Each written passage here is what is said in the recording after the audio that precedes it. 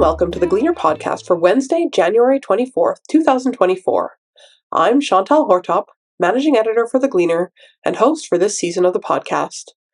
Some of the most compelling topics we have covered at the Gleaner have been related to citizens taking action when an environmental concern has come to light here in the Valley.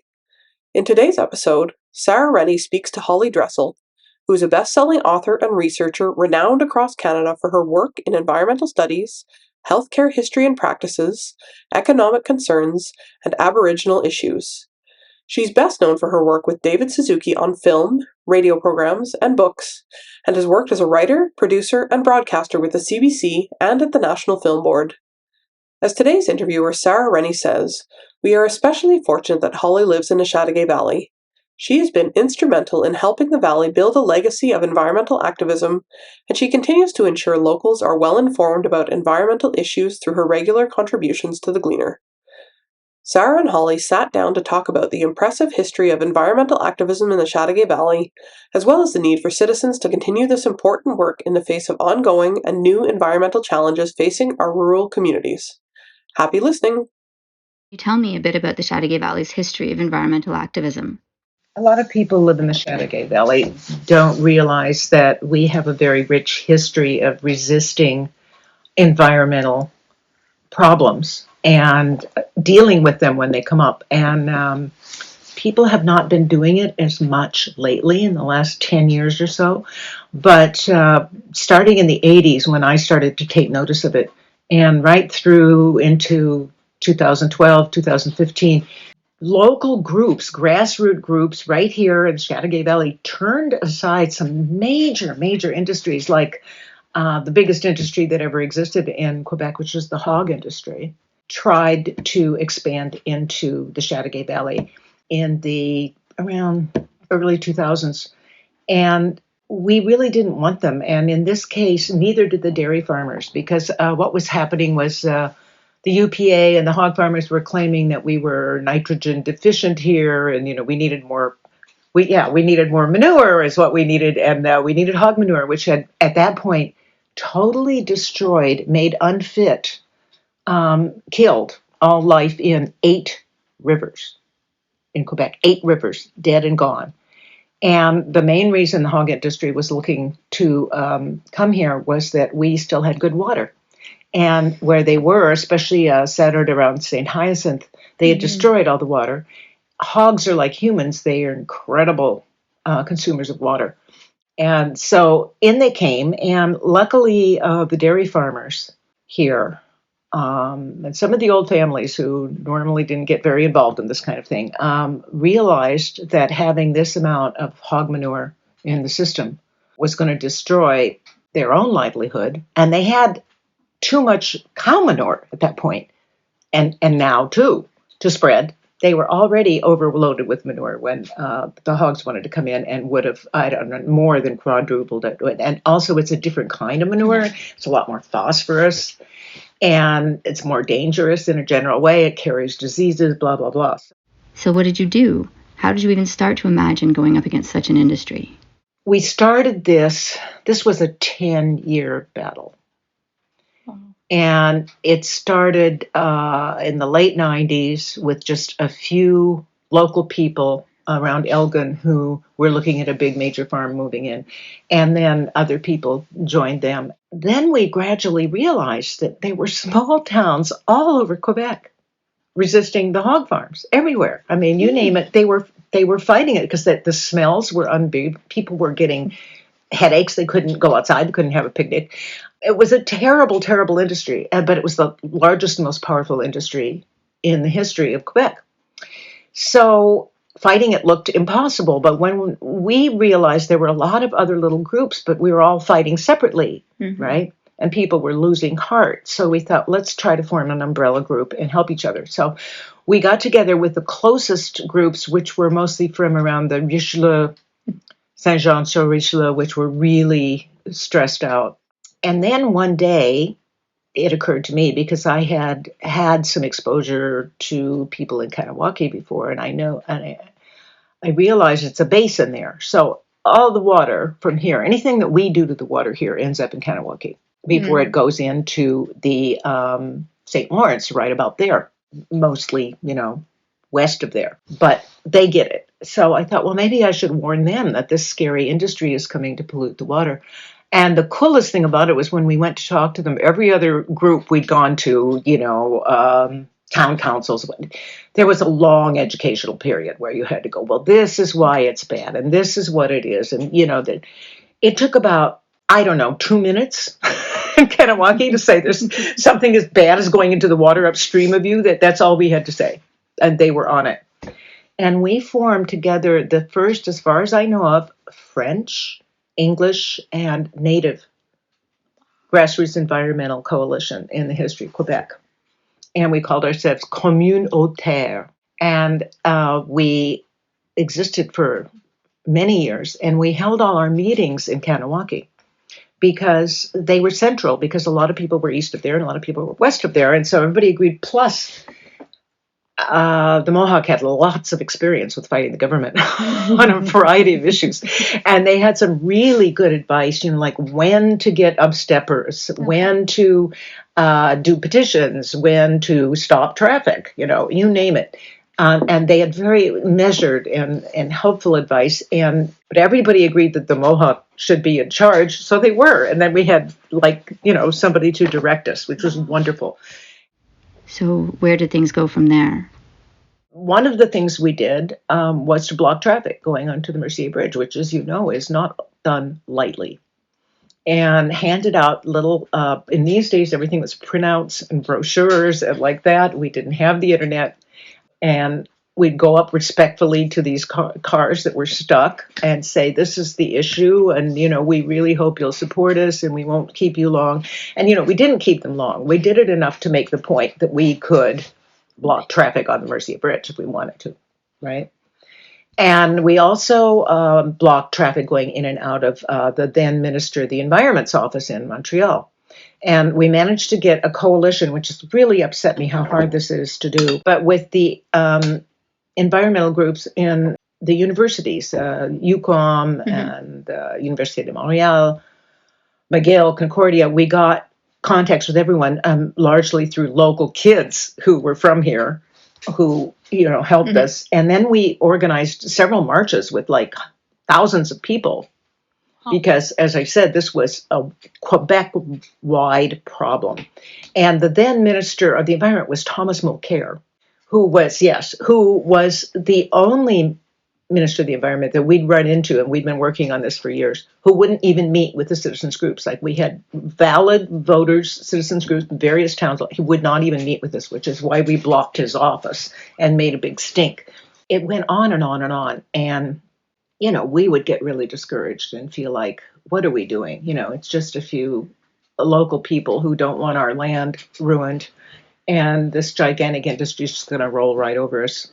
But the government started doing little tiny things, like you have to put a cap on your gigantic lagoon of liquid poop that is stinking up the neighborhood so bad people can't live there. You have to stop dumping the poop within X meters of a watercourse, which is laughable because, of course, there's always floods and it gets in there anyway. Little things. You have to plan a windbreak, And we were disgusted. I mean, this was nothing like what we needed. On the other hand, the hog industry was outraged. I mean, they'd spent a lot of years, cozying up to Quebec politicians, and they'd spent a lot of money making sure that everybody honored them as they deserved as this gigantic industry. They were furious. And it coincided with a lowering in hog prices. So they started moving out to Saskatchewan, poor souls, and Manitoba. And frankly, within 2 years of them moving there, they had destroyed Lake Winnipeg. Lake Winnipeg is dead because of the hog industry. Nobody talks about this stuff enough. And then it moved from there to Mexico, where it started an H1N1 epidemic. I mean, it is a nasty industry, and we are well rid of it. But later on, years after this, and this is the thing that you have to get used to in environmental issues, is you get noisy defeats and quiet victories. Mm-hmm. So if the government, walks all over you and the industry ignores you, that's trumpeted all over the media. If you make them back off, you hardly ever hear about it. And this happened, and I'm dwelling on the hog industry because it's kind of works for all the other things that we worked on too. What do you mean?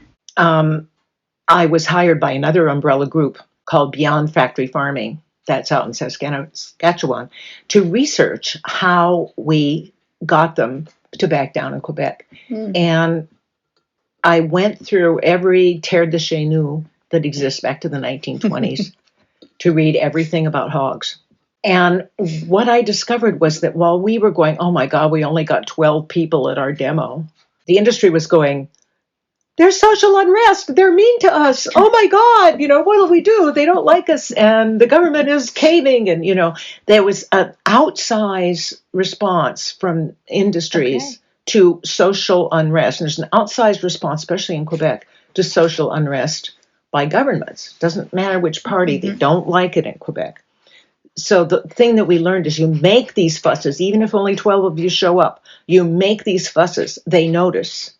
And they over-respond to them by giving you a little bit of what you want, and the industry gets cold feet. Anyway, the other things that we worked at, there were many, many victories. That was a victory. Again, it was a quiet one. All you got was an absence of hog farms. Wow. So what did you move on to after having managed to stop the hog farms? So the other things that we got involved with, there was a gigantic tire dump here, which you may know, and it's on the same area we're having so much trouble with toxic waste dumping now. It's on the 201 on what's called Le Rocher, the Rock, and this was a beautiful pine barrens and very worthy of environmental protection because it is the recharge of our aquifer. It's porous rock and kind of swamp and bedrock at the top. And this is where rains go into our aquifer and keep our water fresh and keep our water available to us. We have been capping this thing with dumping wild amounts, hundreds of thousands of tons of wastes are capping that aquifer right now. So even if they didn't have toxins in them, they would be dangerous. What happened back in the 90s was there's a tire dump there. It was the largest tire dump in North America. Here. It was terrifying. And they kept coming in. And they were coming in from Ontario. They coming in from the States. They were bringing them in illegally. The people running it were very, very sketchy. They had police backgrounds. And what happened was a few farmers' wives got ticked off about all this. And they started fighting it. And they started researching it, and they started working at one of the key ones. Her name was Issa Lane, and she and her husband John had an apple orchard up on Covey Hill. They moved to the Laurentians in the early 2000s, but she was just a ball of fire, as some people are. I mean, usually that's why these work. Somebody takes the bit in their mouth and they go for it. So Issa used all those people from Elgin who'd already been mobilized for who were being mobilized for the hogs. So this all happened very soon after? It was kind of concurrent. Anyway, this tire dump was terrifying, and the other terrifying thing is that attracted even worse. There was a very sketchy guy who showed up, wanted to build a gigantic incinerator to incinerate the tires and then, blow all the unbelievable toxins from such a process downstream and basically destroy our valley for farming. And he suggested that when they ran out of tires, they do biomedical waste. I'm not kidding you. One of our major talking points was that tire fires you can't put them out. They burn for decades if people don't realize that, because basically it's fossil fuels. It turns the fossil fuel into liquid, and it goes down into that porous aquifer recharge and burns forever and pollutes forever. And there was a big tire fire around there, and that was a big wake-up call. So what did you do? What Issa did was really interesting, and this is what everybody working on these issues needs to do, is she looked, the main problem we were getting these tire dumps was that nobody knew what to do with the old tires. And it's similar to what's happening now with toxic construction waste. They knock down buildings, they change the directions of highways and stuff, and they end up with these huge amounts of toxic, contaminated waste. And they don't know where to put them. This was the same thing with the tires. So Isa did a lot of research and what's called best practices. And she discovered, especially in Austria, they were doing all kinds of interesting things with tires. They were recycling them in an incinerator system that was a closed loop. And so that the toxins did not enter the air. They were reburned and reburned and reburned. And you ended up with this little brick of nasty stuff at the end, tiny little bit. Incredibly, they were heating the entire cities with this. The other thing they were doing in Europe was turning the tires into asphalt and using them to pave roads, which we have to do anyway. So it's just reusing and recycling. And that's ultimately what eventually the Quebec government decided to do. So this all started in about 1992, early 90s. And it wasn't until about 2006 that they actually started closing the dump and moving everything out. And it was 2012 when the last tires were taken away from the 201. Anyway, besides this victory, this total victory, largest tire dump in the world, a bunch of farmers' wives, and they were doing things like stationing themselves outside the dump, following the trucks back to figure out where they were coming from. This is how we were able to prove, or checking their license plates.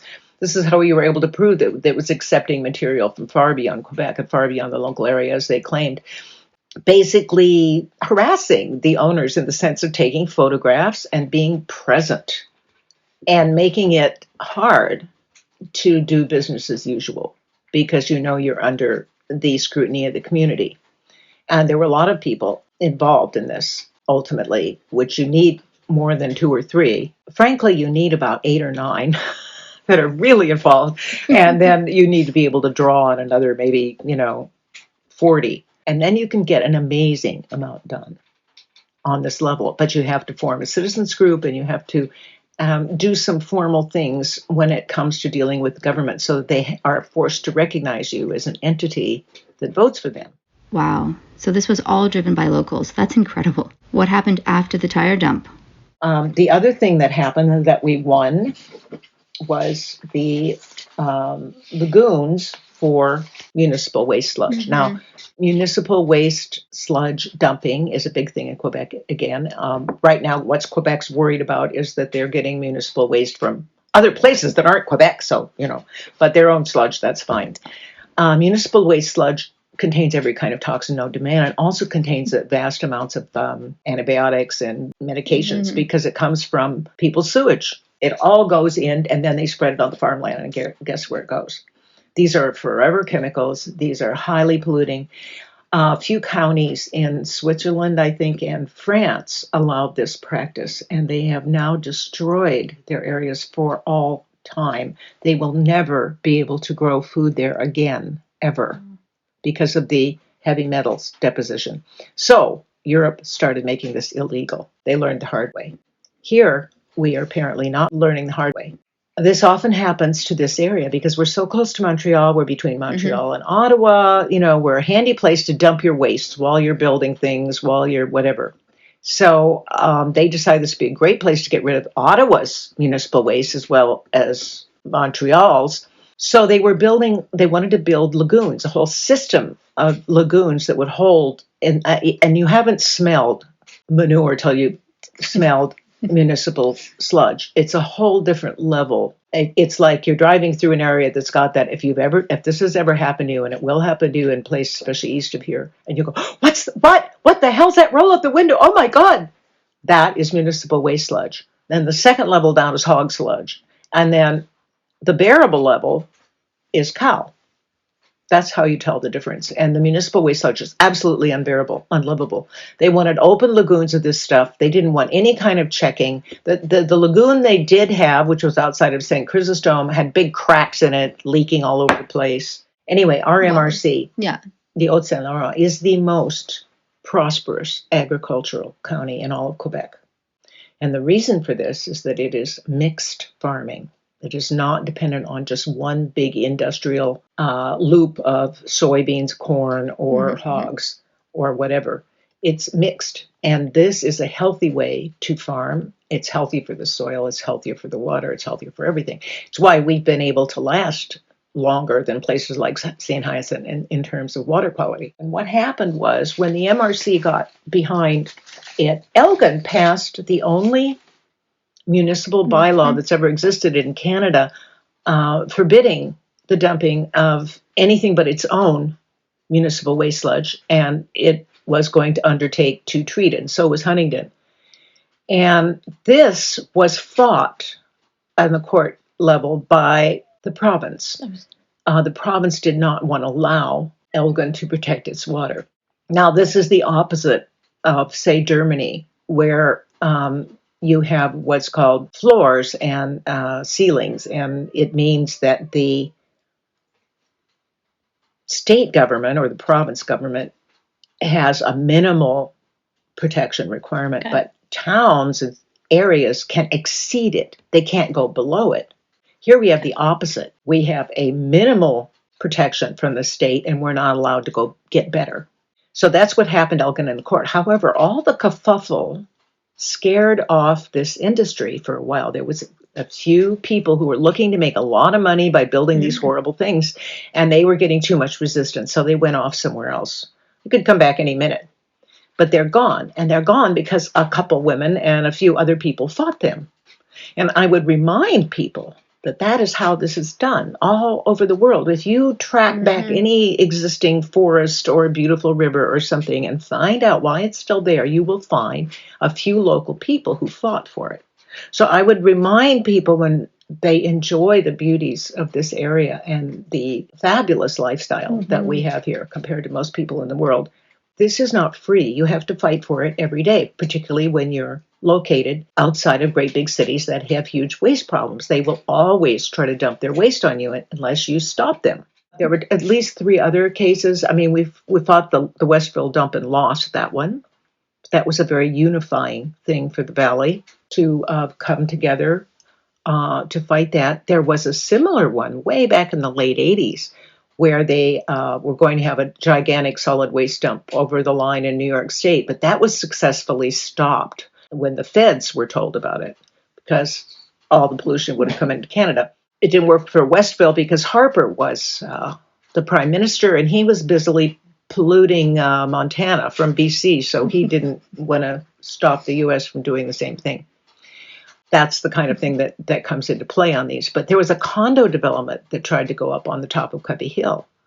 Gigantic thing, absolutely terrifying. On the little town of Havelock, as they are now with asphalt factories, they were faced with this huge development and they didn't really know what to do with it. And, traditionally you're supposed to get all excited about a new tax base and all that. But a few local citizens did their homework. They looked at how much waste, sewage, a big housing development would generate. And there was literally nowhere for it to go. It's mostly rock up there. There's no sewage system that they could have. And it all would have been dumped on the town of Havelock. Well, it's funny because it's not funny, it's sad, and it's kind of depressing because I was the journalist at the Gleaner. I remember writing the article and going to take the picture when that last load of tires was taken away. Yeah. But you didn't know why or how? We didn't cover all that much. We didn't get a lot of cooperation from the Gleaner back then. And back when we were fighting it in the early 2000s, we didn't get a lot of, we got some, we got some articles, but we were generating articles from the Gazette and from La Presse and things like that. So basically the Gleaner might echo that. That was kind of what was happening. We weren't able because now the Gleaner is a nonprofit, citizens. So it would be a lot easier to get this kind of thing in it. But then it was whether they would cover it or not was kind of up to them and how much energy they'd spend on, researching. By the time they closed the dump, it was a good 5 years since anybody was active because it took the government that long to set up these asphalt factories and so that they could actually take the tires away. So there was a, kind of a lull, and Issa Lane had moved away and stuff like that. But once they started decommissioning and closing the dump, that was the end of the story, Mm-hmm.